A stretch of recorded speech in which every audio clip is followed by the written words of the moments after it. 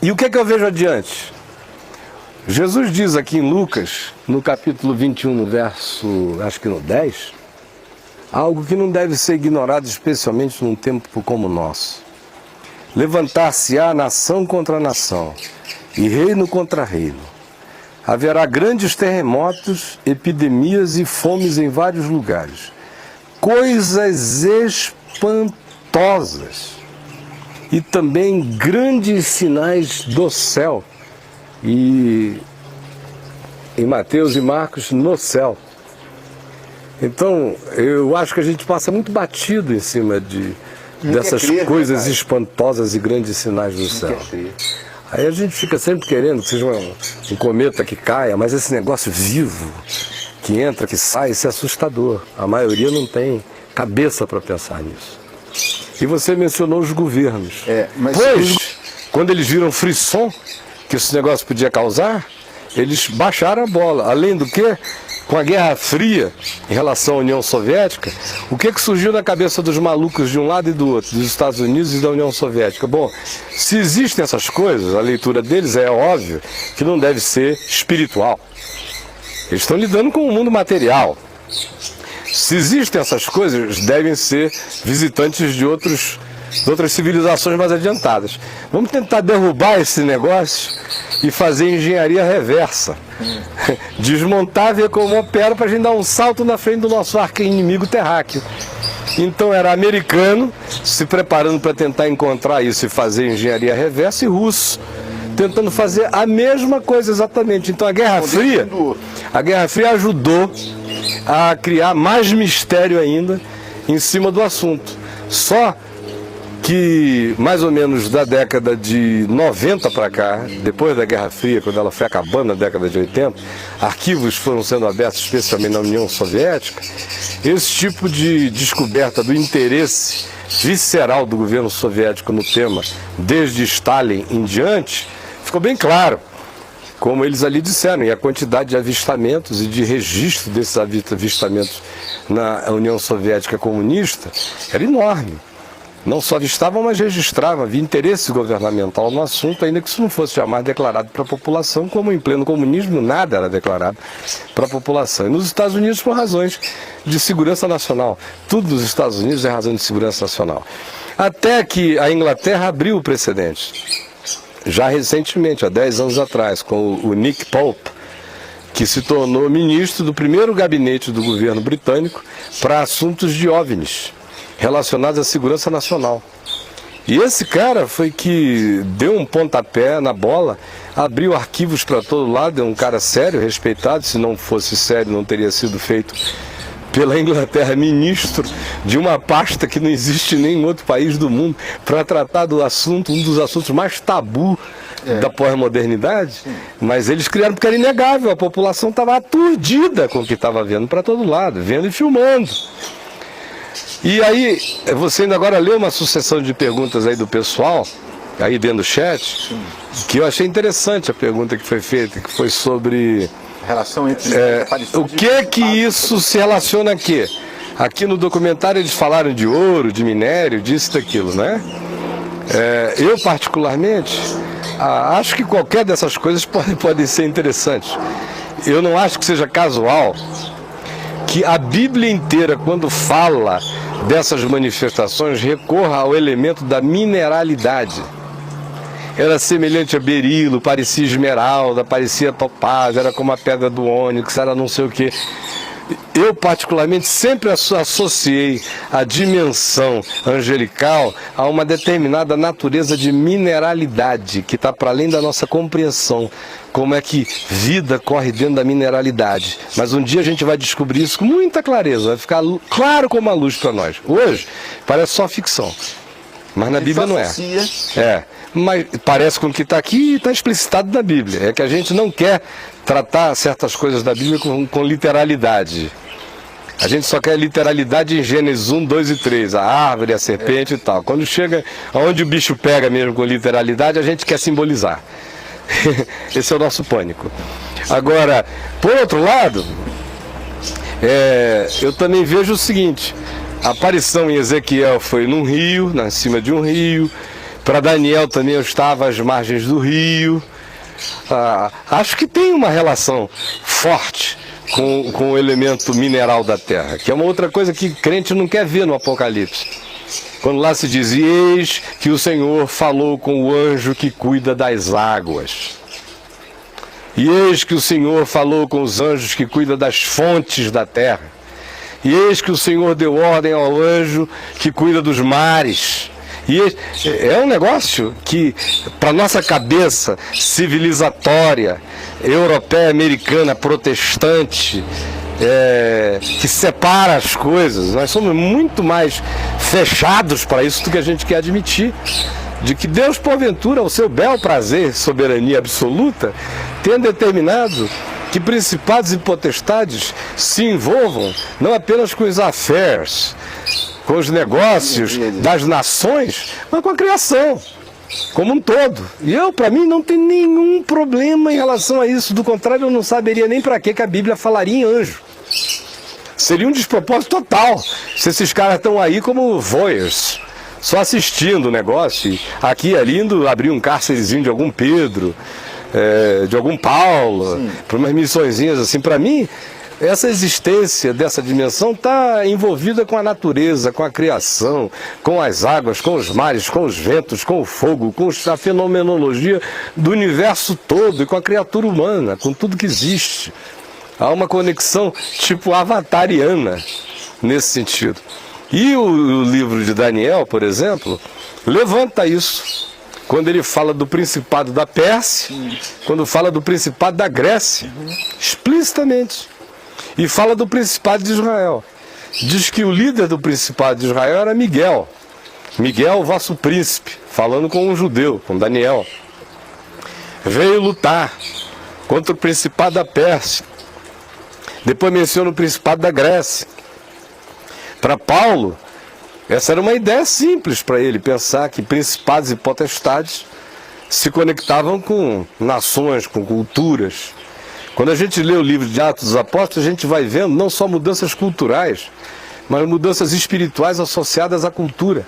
O cara atravessa uma fronteira, entra numa outra cultura e encontra não só uma outra cultura, uma outra dimensão espiritual, com uma outra resposta espiritual, com outros fenômenos espirituais, mostrando a vinculação entre cultura e dimensão espiritual. É como o UCB do Avatar conectado ali no buraco. A conexão entre cultura e espiritualidade é inseparável, inclusive na pós-modernidade. O terceiro elemento que eu vejo em relação ao que possa atrair isso, eu acho que aumentou bastante depois que o homem entrou nos intestinos do elemento subatômico. Depois que a gente quebrou o átomo, eu escrevi até um texto aqui no site chamado Pisando na Porta do Querubim. Eu acho que a gente botou o pé na porta do querubim quando a gente entrou na dimensão quântica da existência, que é a portinha ou portal que abre conexões para os mundos paralelos, para outra dimensão. Nós chegamos lá, a humanidade botou o dedo lá. Eu acho que daquele momento em diante não há mais limites, aumentou bastante. E você veja, esse acelerador de partículas, toda vez que ligam o bicho, tem uma incidência apavorante de aparições sobre a Inglaterra, França, Suíça, países vizinhos, Itália. Da última vez... Já associaram isso? Da última vez, eles, como donos do experimento, se associaram, não falam a respeito, mas os jornais europeus, sim. Ano passado, quando estava aqui, eu recebendo e-mail todo dia do pessoal aí falando do acelerador de partículas, que eu já não aguentava mais receber e-mail sobre o acelerador de partículas. Eu estava lendo jornais franceses e ingleses, todo dia era algum tipo de declaração sobre a aparição. E a ponto de que os jornais, a mídia inglesa estava associando a ligação do acelerador de partículas ao enxame de aparições que naquele mês aconteceu na Inglaterra. Desligaram o acelerador alegando uma outra coisa, perigo, um defeito, reparos que tinham que fazer. As aparições diminuíram imediatamente. Agora, é estranho que eles estejam lá tentando viajar na velocidade da luz. Fazer o feixe, né? Fazer o feixe. Tentando apresentar a factibilidade da existência do mundo paralelo a partir do elemento subatômico. E correspondente, concomitante, simultaneamente a isso, estejam acontecendo aparições de uma intensidade extraordinária desse fenômeno, que pode ser para o bem ou para o mal, E na minha maneira de ver, esses que estão graçando na terra são todos para o mal. Porque eu não vejo trazerem palavra, nem revelação, nem edificação, nem ânimo. Só pânico, medo e, em alguns casos, abdução. Ou existem aí pessoas profundamente feridas. Receberam raios, meu querido, que ficaram queimadas para sempre. Eu tenho um documentário ali em cima só de vítimas de radiação desse negócio. Gente que morreu de câncer, levou um feixe de luz, depois morreu, ficou careca no dia seguinte, a pele se arrebentou toda, os órgãos se destruíram. Sem falar no fenômeno muito esquisito, eu acho que o diabo está sempre usando um jargão assim pentecostal, que o pessoal que não está acostumado a me ouvir falar assim vai ficar até achando estranho, mas eu faço questão de repetir na lata. Eu acho que o diabo gosta de imitar pra caramba. Quando eu leio aqui no Ezequiel, esses querubins, um tem cara de homem, todos têm 4 faces. A estrutura física é de homem, é humanoide. Agora, 4 rostos, 4 faces na mesma cara. Uma é cara de homem, a outra é cara de boi, a outra é cara de águia. São fisionomias diferentes no mesmo ser. E alguns desses experimentos que são misteriosos e chocantes têm a ver com engravidamento de vacas. Outro dia eu vi um documentário de uma vaca que foi deixada num campo nos Estados Unidos porque um grupo de moradores da cidade viram que tinha um movimento estranho, especialmente essa coisa de vacas que são todas cortadinhas. Você acompanha esse fenômeno, né? Ou não? Sim, sempre que eu posso... Não tem nada a ver com chupa-cabras, é um negócio a longo, há muito mais tempo. Examinadas, cortadas com bisturis, como há 30 anos atrás, os humanos nem tinham para fazer aquele tipo de dissecação. Nesse caso, a cidade já muito chateada com isso, os fazendeiros perdendo aqueles animais, todo mundo viu que tinha uma coisa estranha, eles correram para lá nos seus jipões, deu apenas tempo de ver um objeto se retirando, e a vaca lá. Quando eles foram ver, a vaca estava inseminada, já tinha um feto dentro dela, que morreu com uma cabeça humana, num corpo estranho e que tinha cascos. Eu vi a foto do negócio lá, e não era hoax. Gente séria falando, se tudo for hoax é melhor a gente fechar a porta e não conversar mais com ninguém. Então, a imitação é um negócio para qual eu presto atenção. Pode ter alguém ali me olhando, especialmente os presbiterianos, batistas, metodistas, luteranos, dizendo, o Caio está muito místico. Eu não estou nem aí para eles. Não é? Andem atrás de mim, porque eu sei que eu estou adiante de vocês no que eu estou pensando. Me desculpem, não é nenhum orgulho. É porque quando eu ouço o que vocês dizem, me dá vontade de dormir. Então, pelo amor de Deus, se não quiserem me levar a sério, pelo menos prestem atenção. Cheguem à conclusão vocês mesmos. Porque pode ser que eu esteja totalmente equivocado, mas o meu equívoco resulta apenas do fato que eu não tenho medo nenhum de tentar ler a Bíblia e encontrar a correlação entre ela e o mundo presente, o que está acontecendo na Terra. Se a minha interpretação estiver equivocada, é só a minha interpretação que está equivocada, não é a Bíblia. Agora, eu não vou viver com medo de falar as coisas que parecem, ou que se são perigosas, ou que em sendo ser objeto do nosso olhar cauteloso, porque o desaviso e o desinteresse por isso só vai gerar uma coisa. Na hora em que essa coisa proliferar e virar um fenômeno e uma coqueluche, ninguém vai saber o que se trata. E vão ficar de 4, mano. E eu não vou ficar. Eu vou estar em pé como filho do homem que ouviu a voz de Deus das rodas verdadeiras e não vou estar de joelho diante de coisa nenhuma. É dos nossos ou dos deles? Se não for dos nossos, vai ter que me dizer se Jesus Cristo veio em carne. Se não veio, estou mandando sair correndo atrás, em nome de Jesus. Agora, o pessoal fica só pensando que demônio é esse capiroto de chifrão preto e cara flamenguista vermelha na porta desses centros de Umbanda. Isso é para os otários. A grande manifestação espiritual toma todas as formas possíveis e imagináveis. E ela acompanha as demandas, os interesses e as coqueluches da cultura. E só crente não está preocupado com isso.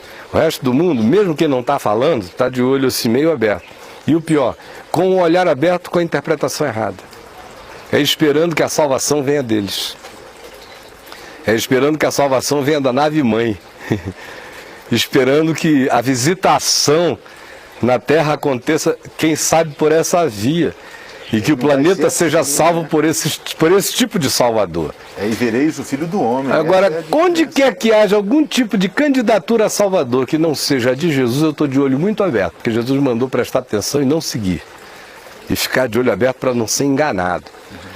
E ele diz, olhem, porque além na terra, terremotos, fomes em vários lugares, nação contra nação. Nos céus, coisas espantosas. Grandes sinais do céu. Então, olho muito aberto.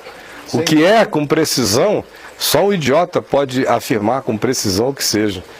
Mas a minha especulação, baseada em fenômenos com registro na Bíblia, me diz e me deixa com a maior propensão a crer que esses fenômenos sejam de natureza espiritual e a proliferação dessas manifestações sejam negativas. Agora, a outra alternativa, que aqui o Bill levantou neste documentário, e que é uma consideração que eu faço há muitos anos, mas ela é muito herética para o meu próprio gosto, por isso eu a rejeito dentro de mim. Mesmo... Eu não consigo não pensar nas alternativas.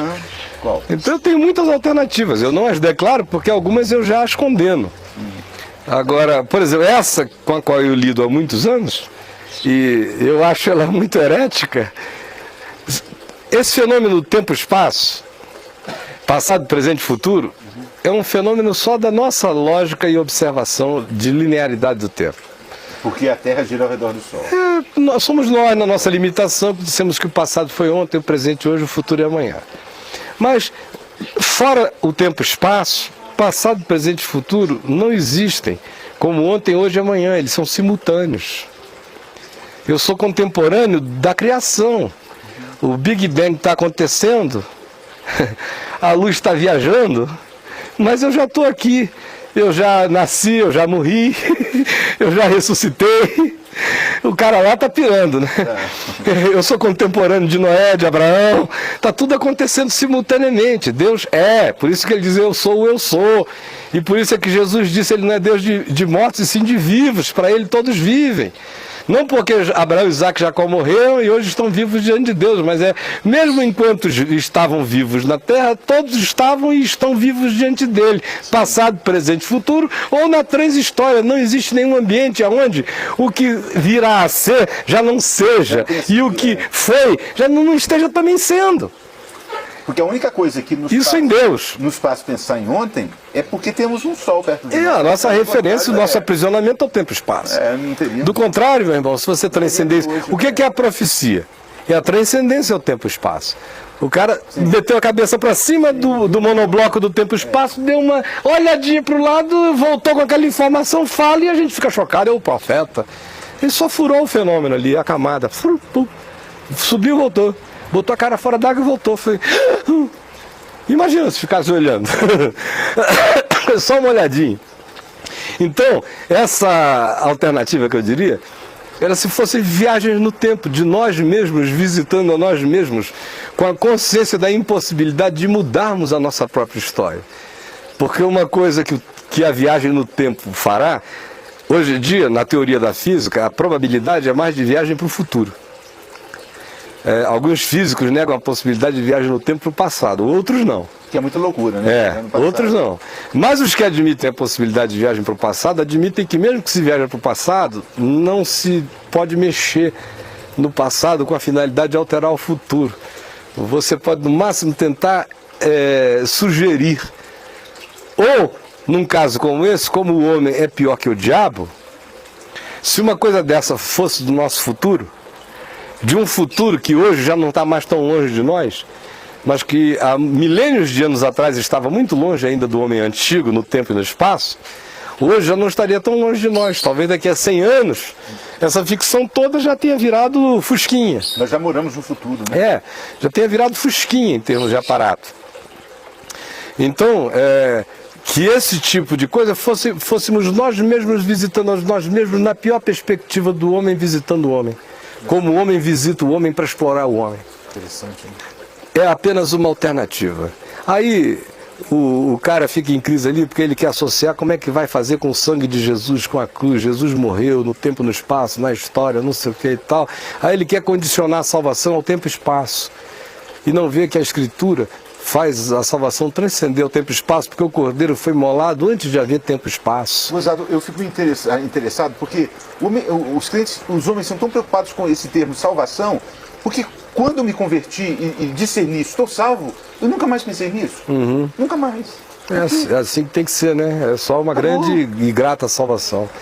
Mas essa é uma angústia enorme. Parece que a cruz de Jesus é um fetichezinho que só cabe no tempo e espaço. E que a graça de Deus em Cristo é um fenômeno só terráqueo. É o tamanho da pequenez da cabeça humana, especialmente cristã. E não vê lá que o Cordeiro foi imolado antes da fundação de todos os mundos, antes do tempo e espaço, antes de haver matéria. O universo, o multiverso, é criado a partir dessa dádiva de amor, da morte de Deus para criar. Quem sabe esse ato consubstanciado aqui na Terra tem atingido seres fora da Terra. Quem sabe não, atingiu em todas as dimensões. Esse é uma das perplexidades dos principados e potestades, é esse mistério que na plenitude dos tempos ganhou configuração e encarnação entre nós. Como Jesus, como Deus se manifestou acerca de Deus para as demais consciências do universo, isso é um problema de Deus, eu não sei. Para os humanos foi assim.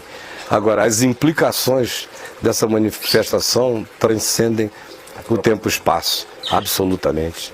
Assambarcam todas as coisas. É por isso que Pedro faz questão de dizer que Jesus, quando estava morto no tempo e espaço, entre a sexta e o domingo, visitou regiões, dimensões diferentes, pregou aos espíritos em prisão, ou seja, ele multidimensiona as implicações da cruz. Enquanto no tempo e espaço as galinhas estavam fazendo cocorocó, as mães estavam limpando a bunda das crianças, enxugando xixi, os pais estavam pegando formão para trabalhar como carpinteiro na madeira, o outro pá para trabalhar como pedreiro para os reis da terra, e a vida seguiu o seu curso, e os sacerdotes ofereciam seus sacrifícios na Páscoa no templo. Enquanto isso acontecia entre a sexta e o domingo no tempo e espaço, em Jerusalém, Jesus estava fazendo uma viagem, meu irmão, aonde nenhum aparato humano sonha em penetrar. Então a Bíblia está tão carregada de multidimensionalidade que eu não sei como o povo não enxerga. Que aqueles anjos da ressurreição de Jesus que se assentam sobre uma pedra e parecem relâmpagos. Os caras são energia pura, de uma outra natureza. Imagina, que loucura era aquilo ali, indefinível. Aqueles que se colocaram ao lado daqueles que olhavam para Jesus subindo. Aqueles são mais normaizinhos. Eles que dois varões vestidos de branco se puseram ao lado deles. E aqueles pareciam relâmpagos. Agora, esses é que são chocantes, esses de Ezequiel, de Daniel, de outros aí que são bolas de fogo, rodas de fogo, são ventos chamejantes, falam no relâmpago. Caio, hoje, do jeito que você se encontra hoje, nesse dia, com o seu espírito do jeito que você se encontra, se você encarar com algo assim e saindo de dentro disso aí, um ser como se fosse um contato imediato, de terceiro grau, você se aproximaria, quem és tu, ou você ficaria de longe tentando perceber? Bom, eu acho que quem se manifesta tem que aparecer, né? Eu não ando atrás de porcaria nenhuma. Eu não ando atrás. Sim, mas se aparecer para você... Vai aparecer, vai ter que chegar diante de mim. Se chegar diante de mim, eu já disse o que eu faria. Eu não tenho outro modo de enxergar o cosmos, a não ser através daquele em quem tudo subsiste, que é Cristo Jesus. Não haveria medo em você, vou correr. Nenhum, meu mano. Hoje em dia, sinceramente, eu não tenho medo de morrer, vou ter medo de quê? De que a quem eu temerei? Eu não consigo entender o medo de quem diz que crê que o Senhor é maior do que tudo, que Deus é o Deus dos deuses, é o Senhor dos senhores, está sobre todas as coisas, de que Ele é o meu Deus, e o cara bota o galho dentro. Ali do que se aparecer algo assim, à toa não foi. O problema, meu mano, é quando você chega nesse nível aí, você vai ficando kamikaze. Você não tem medo mais de homem nenhum, de porcaria nenhuma. Os meus medos não são medos, são cautelas. Eu não chego na beira de um precipício, pode ter um limo escorregar, não passeio com o meu netinho num lugar perigoso. São cautelas. Agora, medo é outra história. Já é aquela coisa de quem olha Nesse sentido, eu não sei, pode ser que eu ainda sinta muitos medos na vida que eu não conheço. Mas até aqui, eu fui gradativamente ficando livre de medo. De homem, então, nem se fala. Ladrão, homem, diabo, demônio, fantasma, ET, homem forte, sarado, que mata, não tem medo de ninguém. Eu não tenho poder nenhum sobre mim. O maior poder que tem é fazer meu corpo cessar de existir. Não mexeu comigo ainda. Com certeza. Eu não sou meu corpo. O meu corpo é que é meu. Eu não sou meu corpo. Ninguém tem o poder de me matar. Tem o poder de matar o corpinho. Eu não morro mais.